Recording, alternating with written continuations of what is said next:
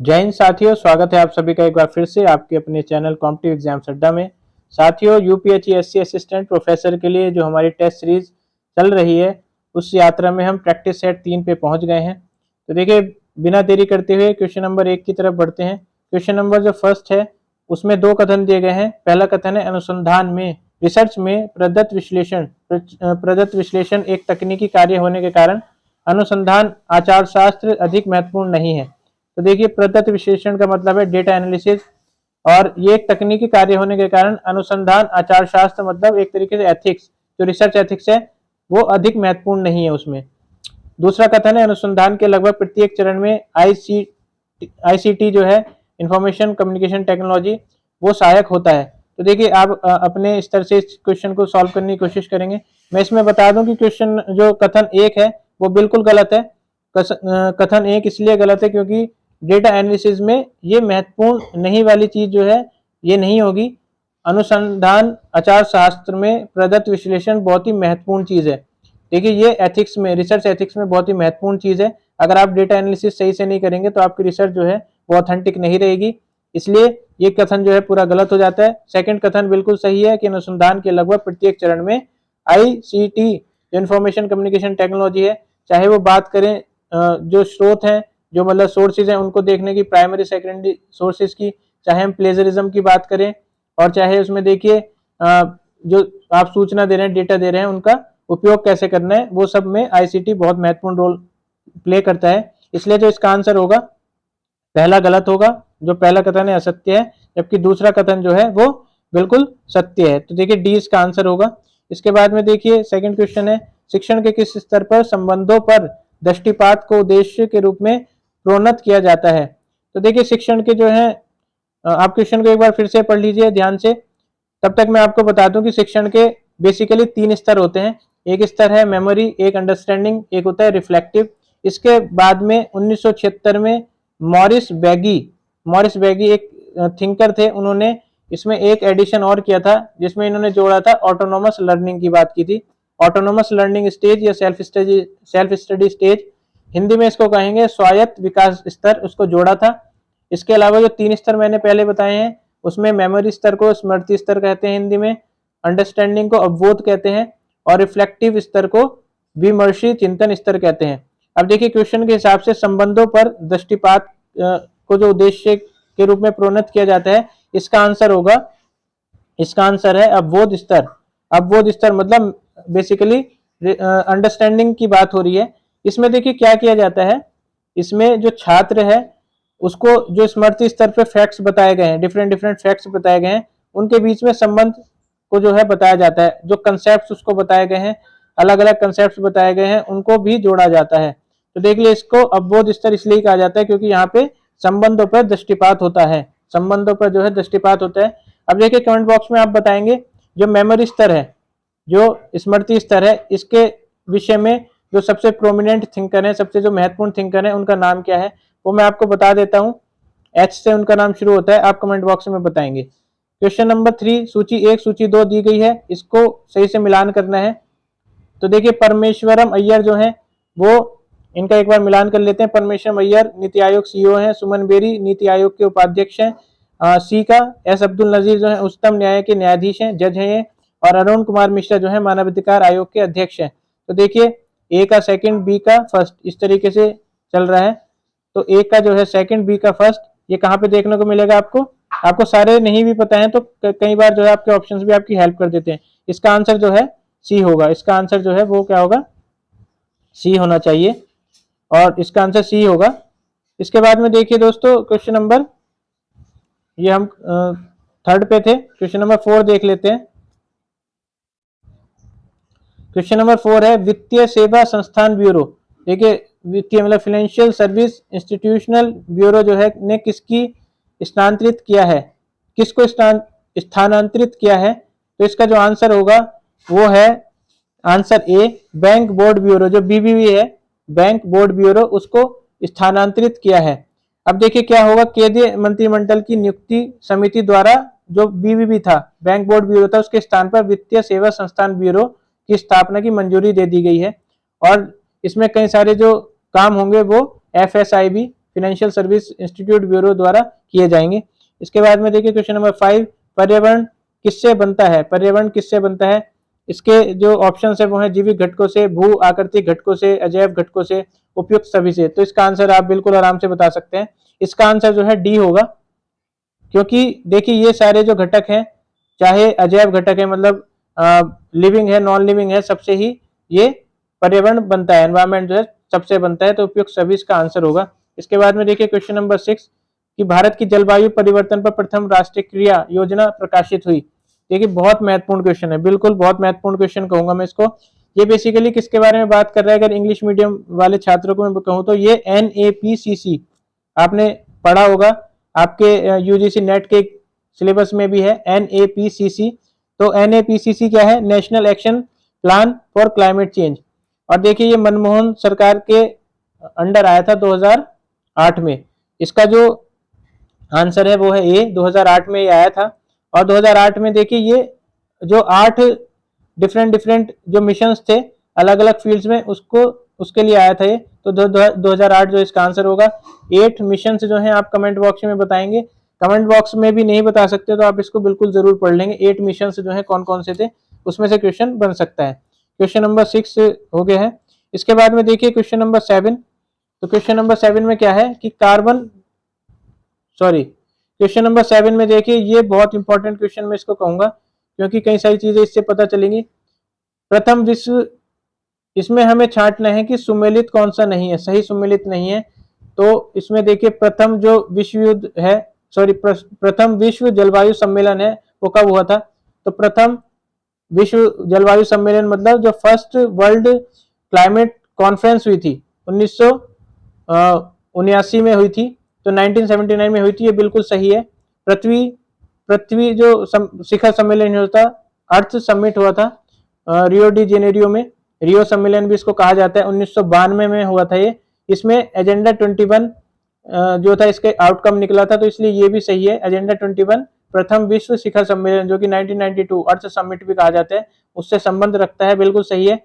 Third जो है पृथ्वी शिखर सम्मेलन +5, तो देखिए +5 ये क्या था 1992 से फिर हर साल जो है सम्मेलन हो रहे थे, तो इसलिए जब 1 हुआ तो 1993 वाले को +1 कहा जाएगा। इसी तरीके से हर 5 साल में जो होंगे उसको +5 कहा जाएगा, तो +5 +10 +15 इस तरीके से था। तो 1997 में बिल्कुल हुआ ये। कार्बन व्यापार जो है मॉन्ट्रियल प्रोटोकॉल से क्या मैच करता है? तो ये बिल्कुल मैच नहीं करता है, ये बिल्कुल गलत है, ये गलत तरीके से सुमेलित है। और देखिए इसका जो सही आंसर है वो क्या है?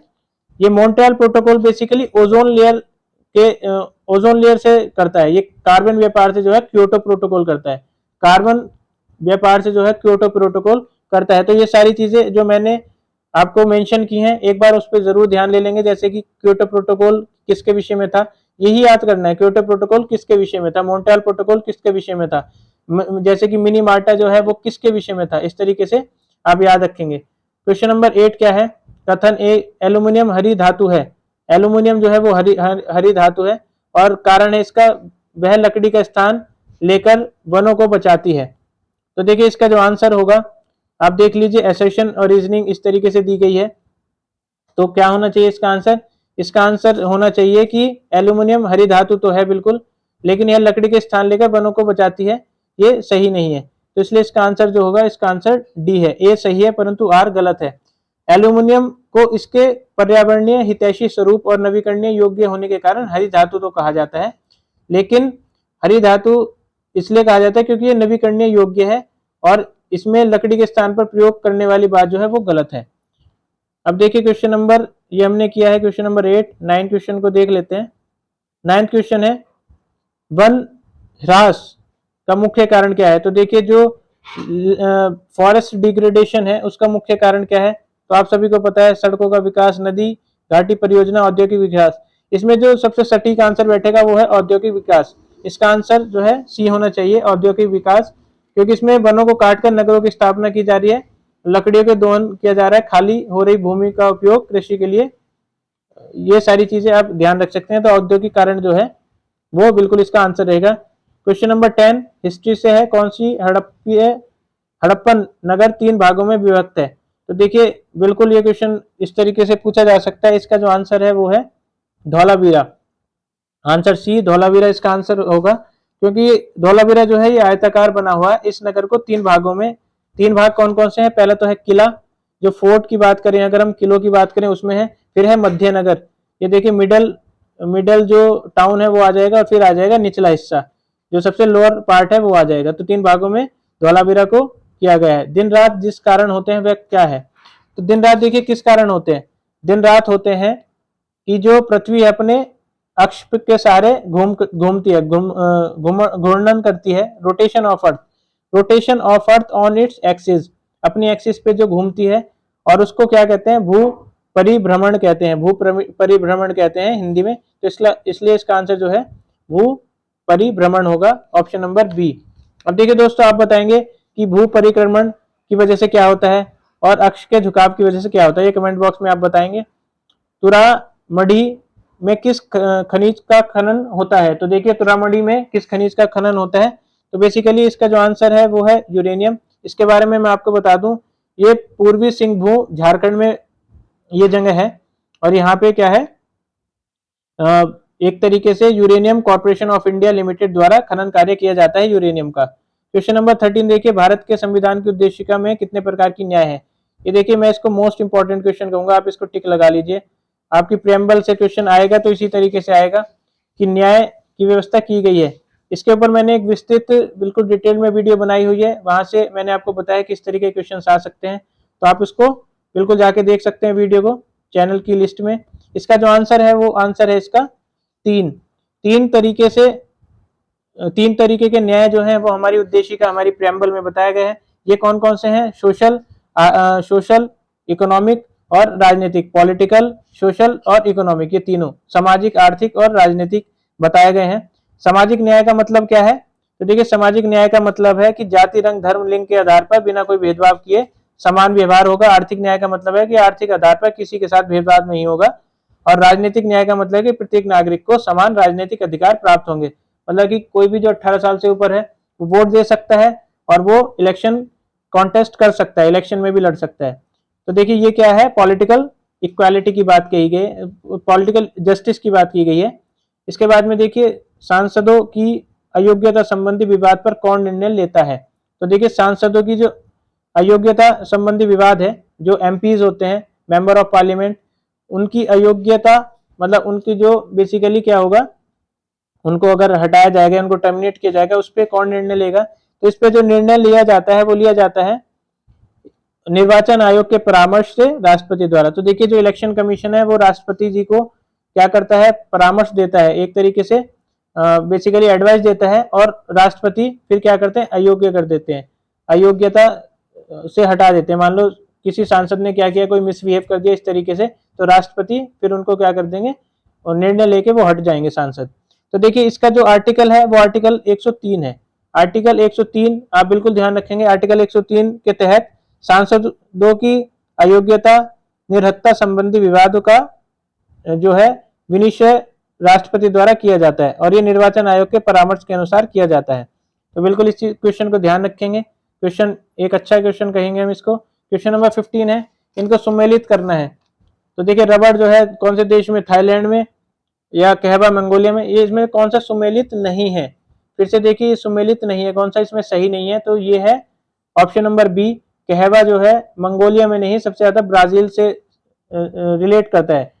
जो सबसे शीर्ष उत्पादक है कॉफी का, ये कहवा जो है कॉफी को कहते हैं, कहवा जो है कॉफी को कहा जाता है, और इसमें जो शीर्ष उत्पादक है वो है ब्राजील। तो यहाँ पे मंगोलिया की जगह अगर ब्राजील होता तो बिल्कुल सही होना था ये।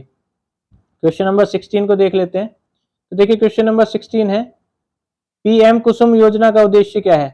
पीएम कुसुम योजना का उद्देश्य है, ये एक इंपॉर्टेंट योजना है, इसलिए शुरुआत इसकी काफी पहले हो गई थी, 2019 के टाइम पे इसकी शुरुआत हुई थी, लेकिन अभी भी ये योजना देखिए हमारी एनर्जी में हम सोशली सोलर तरीके से आगे बढ़ रहे हैं, तो ये काफी महत्वपूर्ण हो जाती है योजना, इसको पता होना चाहिए। तो देखिए ये इसका आंसर जो है वो आंसर है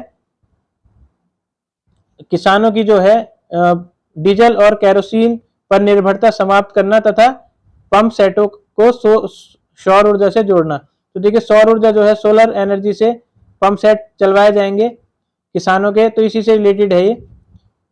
तो दोस्तों इसका जो आंसर होगा डी होगा। इसके बाद में देखिए 17th क्वेश्चन, राष्ट्रीय शिक्षा नीति जो 2020 में लागू होने के बाद निम्नलिखित में किस प्रकार के संस्थान होंगे। तो देखिए इसमें जो शिक्षा नीति है उसमें 3 प्रकार के अलग अलग श्रेणियों में विकसित होंगे, 3 प्रकार के जो उच्च शिक्षण संस्थान होंगे। और ये जो कैटेगरीज हैं ये कौन सी है, शोध विश्वविद्यालय, शिक्षण विश्वविद्यालय और स्वायत्त डिग्री प्रदान करने वाले विश्वविद्यालय। तो बेसिकली हर एक संस्थान को इन 3 भागों में बांटा जाएगा। एक तो शोध विश्वविद्यालय, मतलब एक तरीके से रिसर्च कैसी होगी, शिक्षण मतलब टीचिंग में। अब एक जो कंपोनेंट रहेगा वो रहेगा डिग्री प्रदान करने वाला। तो इसमें आप देख लीजिए ऑप्शंस में कौन कौन से आएंगे। तो एक तो ई आएगा, एक डी आएगा और एक बी आएगा। तो इसलिए इसका जो आंसर है बी डी ई, इसका आंसर सी करेक्ट होगा। इसका आंसर जो है सी करेक्ट होगा कि केवल बी डी ई इसमें सही है। बाकी और जो ऑप्शंस है कि विश्वविद्यालय के स्वरूप, संस्थान, ये सब कुछ जो है गलत है। तकनीकी विश्वविद्यालय को संबद्ध करना ये नहीं होगा। इसमें 3 पार्ट्स होंगे, शोध, शिक्षण और स्वायत्त डिग्री प्रदान करने वाले विश्वविद्यालय। इसके बाद में देखिए क्वेश्चन नंबर 18 है, शिक्षण के किस स्तर पर आलोचनात्मक चिंतन के उन्नयन को सर्वश्रेष्ठ समझा जाता है। तो देखिए आलोचनात्मक मतलब जब जो बेसिकली क्या है, आप क्रिटिक कर रहे हो, क्रिटिसिज्म कर रहे हो, क्रिटिसिज्म थिंकिंग इसको कहेंगे हम। और उन्नयन का मतलब होता है अपग्रेड। तो देखिए शिक्षण के किस स्तर पर ये चीजें होती हैं, आलोचनात्मक चिंतन के उन्नयन को सर्वश्रेष्ठ समझा जाता है। तो देखिए इसका जो आंसर है वो है विमर्श चिंतन स्तर। विमर्श चिंतन स्तर जो है उसको सबसे ज्यादा क्या समझा जाता है, आत्मनिरीक्षण स्तर के रूप में भी जाना जाता है। और इसमें शिक्षण के चिंतनशील स्तर को उच्चतम स्तर माना जाता है। तो आलोचनात्मक चिंतन जो है बेसिकली इस स्तर पे ही होता है, विमर्श चिंतन, जो बेसिकली इसको क्या कहेंगे हम, इसका लेवल है रिफ्लेक्टिव, इसको इंग्लिश में कहते हैं हम रिफ्लेक्टिव स्तर पे ही ये सबश्रेष्ठ होता है। इसके बाद में देखिए क्वेश्चन नंबर 19, विश्वविद्यालय अनुदान आयोग का मुख्यालय कहाँ पर स्थित है।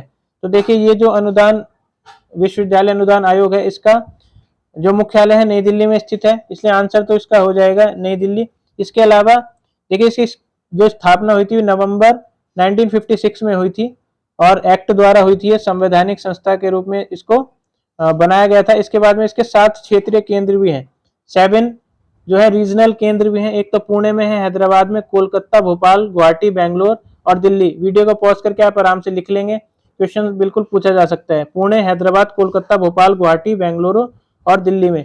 इसके बाद में देखिए सुपर कंप्यूटर के लिए शब्द लंबाई की परास होती है। तो सुपर कंप्यूटर के लिए जो शब्द लंबाई की परास होती है, बेसिकली लेंथ जो होती है, वर्ड लेंथ जो होती है, तो वो कितनी होती है, ये होती है 64 बिट। आपने देखा होगा अपने लैपटॉप में 32 बिट, 64 बिट, इस तरीके की बात देखी होगी आपके पर्सनल कंप्यूटर में। तो ये सुपर कंप्यूटर के लिए 64 बिट है। जबकि आपका अगर पर्सनल कंप्यूटर है तो पर्सनल कंप्यूटर के लिए 8 बिट होती है। तो देखिए 8 बिट, आपने अगर आप कंप्यूटर पे काम करते हैं आपने देखा होगा 8 बिट इस तरीके से लिखा हुआ देखा होगा। और इसी तरीके से सुपर कंप्यूटर की होती है 64 बिट। 64 बिट को अगर हम बाइट में करें कन्वर्ट तो कितना आएगा, 8 × 8, क्योंकि एक बाइट में 8 बिट होते हैं, इसलिए 8 बाइट में 64 बिट होंगे। तो इसका आंसर 64 बिट भी हो सकता है और 8 बाइट भी हो सकता है, ये बिल्कुल आप ध्यान रखें। क्वेश्चन नंबर 21 की तरफ बढ़ते हैं। एएलयू का पूरा रूप क्या है। तो देखिए ये इजी क्वेश्चन है, आपको बिल्कुल पता होना चाहिए। एएलयू का जो पूरा रूप है वो है अर्थमेटिकल लॉजिकल यूनिट। तो आंसर डी जो है इसका आंसर होगा। और यह कंप्यूटर प्रणाली में 2 चीजें आती हैं, एक तो होता है अर्थमेटिकल लॉजिकल यूनिट, सॉरी इसमें जो है 2 चीजें होती हैं, एक तो होता है अर्थमेटिकल और एक होता है लॉजिकल यूनिट। तो ये बिल्कुल आप ध्यान रखेंगे। इसके बाद में देखिए माउस के दाएं बटन पर क्लिक करने से क्या दिखाई देता है। तो देखिए दाएं बटन, 2 तरीके के बटन होते हैं, बीच में एक क्या होता है, स्क्रॉलिंग बटन होता है। तो राइट में अगर आप दबाते हैं तो एक क्या खुल के आता है, वो खुल के आता है एक विशेष मेन्यू। तो इसका आंसर होगा बी। विशेष मेन्यू में आपको क्या दिखता है, जैसे कि view, sort by, refresh, paste, new, personalise, ये सारे विकल्प दिखाई देते हैं। तो देखिए सबसे जो इम्पोर्टेंट बटन है वो राइट बटन को ही कहा जाता है, क्योंकि सबसे ज्यादा उपयोग इसी का किया जाता है। इसके बाद में देखिए 23rd क्वेश्चन है, कंप्यूटर प्रणाली में निम्नलिखित में से क्या प्रोग्रामिंग भाषा नहीं है। तो इनमें से देखिए चारों चीज जो दे रखे हैं इसमें से कौन सी प्रोग्रामिंग भाषा नहीं है, तो इसका आंसर है डी, लोटस जो है आपने नहीं देखा होगा कि प्रोग्रामिंग भाषा में आता है। कोबोल जो है एक प्रोग्रामिंग भाषा है। और कोबोल की फुल फॉर्म देखिए, यहाँ से आपके कई सारे क्वेश्चन बनेंगे, इसमें से फुल फॉर्म भी पूछी जा सकती है। तो कोबोल की फुल फॉर्म जो है कॉमन बिजनेस ओरिएंटेड लैंग्वेज है। फोर्ट्रान की है फॉर्मूला ट्रांसलेशन। पास्कल की जो है वो क्या है, उच्च स्तरीय प्रोग्रामिंग भाषाएं हैं। तो देखिए आप बिल्कुल इसको याद रखेंगे। और इसके बाद में देखिए क्वेश्चन नंबर 24, एक HTTP रिक्वेस्ट कितना पार्ट्स कंटेंट करता है। तो देखिए ये बेसिकली पूछा गया है लैंग्वेजेस के बेसिस पे। ये HTTP जो है हाइपर टेक्स्ट मार्कअप लैंग्वेज इसकी फुल फॉर्म है। ये भी एक आप चीज याद कर लीजिए। इसमें कितने पार्ट्स कंटेंट होते हैं, तो देखिए इसमें 3 पार्ट्स कंटेंट होते हैं। 3 पार्ट्स में कौन कौन सा होता है, एक तो होता है स्टेटस लाइन, एक होता है हेडर फाइल और एक होती है बॉडी। तो देखिए ये बेसिकली इतने डीपली क्वेश्चन, थोड़ा ये डीप क्वेश्चन मैं इसको कहूंगा, और जो प्रोग्रामिंग वगैरह से रिलेटेड है वो इसको इजीली दे सकते हैं। लेकिन मैं आपको बता दूं ये 3 एक दो क्वेश्चन इस तरीके के आते हैं जो थोड़े से आउट ऑफ बॉक्स भी आएंगे आपको जो है डीमोटिवेट करने के लिए। तो 3 इसका आंसर होगा। और इसके मैंने बता दिया आपको कि एक क्या होगा, स्टेटस लाइन, हेडर फाइल और एक बॉडी जो है, इसके 3 पार्ट्स होते हैं। इसके बाद में देखिए क्वेश्चन नंबर 25, हाल ही में अप्रैल 2022 में state energy and climate index जारी किया गया। तो देखिए किसके द्वारा ये जारी किया गया, किसके द्वारा ये जारी किया जाता है, इसका आंसर है, इसका जो आंसर है वो है नीति आयोग द्वारा। तो नीति आयोग इसको जारी करता है state energy and climate index में। और देखिए state energy and climate index में जो बड़े राज्य थे, 3 शीर्ष राज्य, वो है गुजरात, केरल, पंजाब। तो ये थे गुजरात, केरल, पंजाब। अगर आप याद करना चाहें तो बिल्कुल कर सकते हैं। बड़े राज्यों में अंतिम जो राज्य थे वो छत्तीसगढ़, मध्य प्रदेश, झारखंड थे। छोटे राज्यों में गोवा, त्रिपुरा, मणिपुर। तो ये आप एक तरीके से इसको देख सकते हैं, अन्य किसी एग्जाम के लिए भी आप इसको याद कर सकते हैं। हाल ही में भारतीय रिजर्व बैंक द्वारा भारतीय रिजर्व बैंक नोट मुद्रण प्राइवेट लिमिटेड। तो देखिए ये फुल फॉर्म है इसकी BRBNMPL। इसकी फुल फॉर्म क्या रहेगी, भारतीय रिजर्व बैंक नोट मुद्रण प्राइवेट लिमिटेड की स्याही निर्माण कंपनी वर्णिका। ये क्वेश्चन पूछा जा सकता है कि वर्णिका के नाम से जो है बेसिकली क्या स्थापित किया गया है। तो ये RBI के जो नोट छापे जाएंगे उसकी स्याही जो बनाई जाती है तो वो वर्णिका के नाम से स्थापित की गई है। और ये कहाँ पे स्थापित की गई है, तो इसका आंसर बिल्कुल रहेगा, इसका जो आंसर है वो है मैसूर। मैसूर जो है आपको पता है सभी को, कर्नाटक में स्थित है। तो इसमें वर्णिका के नाम से स्थापित की गई है, ये बेसिकली कंपनी जो है स्थापित की गई है। इसके बाद में देखिए 27th क्वेश्चन है, अप्रैल 2022 में खगोलविदों द्वारा अंतरिक्ष में खोजी गई एक शक्तिशाली रेडियो वेव लेजर का नाम क्या है। तो देखिए ये एक इंपॉर्टेंट क्वेश्चन है, आपके सिलेबस में है, रिसेंट डेवलपमेंट्स इन साइंस। जो विज्ञान के क्षेत्र में जो अभी क्या है रिसेंट डेवलपमेंट्स हो रहे हैं वो भी आपके सिलेबस में है। तो इससे क्वेश्चन बन जाता है ये। और इसका जो आंसर होगा वो है बी, मेगा मासर। मेगा मासर जो है इसका आंसर होगा। और मेगा मासर जो है बेसिकली देखिए जो दक्षिण अफ्रीका में एक मिरकैट टेलीस्कोप लगाया गया है उसने खोज की है इसकी। बस इतने याद रखिए, इससे ज्यादा याद रखने की जरूरत नहीं है। बहुत शक्तिशाली लेजर है ये। तो बाकी इसमें और कुछ याद रखने की जरूरत नहीं है। 28 क्वेश्चन है, आजादी की पहली लड़ाई 1857 में किसने भाग नहीं लिया था। तो देखिए ये सारे जो है तात्या टोपे, रानी लक्ष्मीबाई, बहादुर शाह जफर, ये सब तो जो है थे इसमें शामिल। भगत सिंह शामिल नहीं थे 1857 की क्रांति में। भगत सिंह शामिल इसलिए नहीं थे क्योंकि 1907 में तो इनका जन्म ही हुआ था। तो 1907 में इनका जन्म हुआ था, तो 1857 की क्रांति में कैसे भाग ले सकते हैं। तो इसलिए इसका जो आंसर है वो डी है। और इस क्वेश्चन से आपको एक सीख मिलनी चाहिए कि आपको जो थोड़ी सी 1857 से 1950 की बेसिकली क्या है टाइमलाइन है, टाइमलाइन वो पता होनी चाहिए। आपको थोड़ा आइडिया होना चाहिए कि कब क्या चीज हुई थी। 1885 में जैसे कांग्रेस का निर्माण हुआ, उसके बाद में 1888 में क्या हुआ, इस तरीके की चीजें, मोटी मोटी चीजें आपको पता होनी चाहिए। तो इस क्वेश्चन से आपको ये पता थोड़ा सा चल जाता है। इसके बाद में देखिए इस क्वेश्चन से और क्या चीजें बन सकती हैं कि डिफरेंट जो जगह हैं वहां से कौन कौन से लीडर्स ने भाग लिया था। इसके ऊपर मैं एक वीडियो बना चुका हूं, आप प्लेलिस्ट में जाके, वीडियो के चैनल के वीडियोस में जाके उसको देख सकते हैं। और चंपारण आंदोलन में कौन संबंधित नहीं था, तो देखिए चंपारण आंदोलन में कौन संबंधित नहीं था। इस तरीके के कंसेप्चुअल क्वेश्चंस आपको पता होने चाहिए। चंपारण आंदोलन गांधी जी का बहुत बड़ा आंदोलन था, पता होना चाहिए इसके बारे में आपको, क्यों हुआ था ये सब मैंने एक वीडियो में कवर कराया है किस तरीके से पढ़ना है। तो देखिए क्यों हुआ था ये, कि जो था 3/20 वाले पार्ट पे जो है नील की खेती करना अनिवार्य था, ये सब चीजें आपको चंपारण आंदोलन से मिलेगी। इसी के खिलाफ जो है आंदोलन हो रहा था। इसमें कौन संबंधित नहीं था, तो देखिए इसमें संबंधित राजेंद्र प्रसाद भी इसमें संबंधित थे, अनुग्रह नारायण सिन्हा भी संबंधित थे, जेपी कृपलानी भी इससे संबंधित थे। जबकि ये जो जयप्रकाश नारायण है इससे संबंधित नहीं थे। जयप्रकाश नारायण जो है बेसिकली इनका जो सबसे बड़ा रोल आता है वो किसमें आता है, क्विट इंडिया मूवमेंट में। क्विट इंडिया मूवमेंट हो या सर्वोदय मूवमेंट हो, ठीक है, भारत छोड़ो आंदोलन या सर्वोदय मूवमेंट जो है उसमें जयप्रकाश नारायण का जो है नाम आता है। जबकि चंपारण आंदोलन जो कि 1917 में हुआ था, इसमें नाम आता है गांधी जी के साथ साथ राजेंद्र प्रसाद, अनुग्रह नारायण सिन्हा, जेपी कृपलानी, महादेव देसाई, नरहरि पारेख, ये सब जो है इससे रिलेटेड थे 1917 के चंपारण आंदोलन से।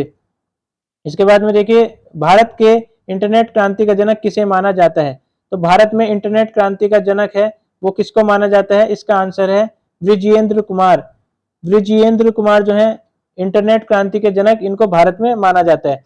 अब देखिए क्वेश्चन आपको लगेगा कि बहुत पुराना है, अभी अभी इनका निधन हुआ है, अभी अभी हाल फिलहाल में इनका निधन हुआ है, 82 साल के थे। और विजेंद्र कुमार सिंघल जो है इनका पूरा नाम है। इनको भारत के इंटरनेट क्रांति का जनक माना जाता है और भारत में इंटरनेट की शुरुआत और उसके विकास के लिए इनका अहम योगदान रहा है, इसलिए ये क्वेश्चन आप बिल्कुल याद रखेंगे, विजेंद्र कुमार। देखिए एक क्वेश्चन बहुत इंपॉर्टेंट है, इसी दृष्टि को, यही दृष्टि थी मेरी जब मैंने क्वेश्चंस को देखा था कि आपसे शेयर किया जाए। अगर आपको ये चीजें अच्छी लग रही हैं, कोई आपका करीबी तैयारी कर रहा है यूपीएससी असिस्टेंट प्रोफेसर की या अन्य कोई भी एग्जाम जिसमें इस तरीके के क्वेश्चन पूछे जाते हैं, उसको बिल्कुल शेयर किया कीजिए। और साथ ही अगर अभी तक आप लोगों ने भी चैनल सब्सक्राइब नहीं किया है तो आपको ये चीजें पसंद आ रही हैं तो आप सब्सक्राइब जरूर कर लें। इसी के साथ में हम और भी वीडियो जल्दी लाने वाले हैं। धन्यवाद, ऑल द बेस्ट।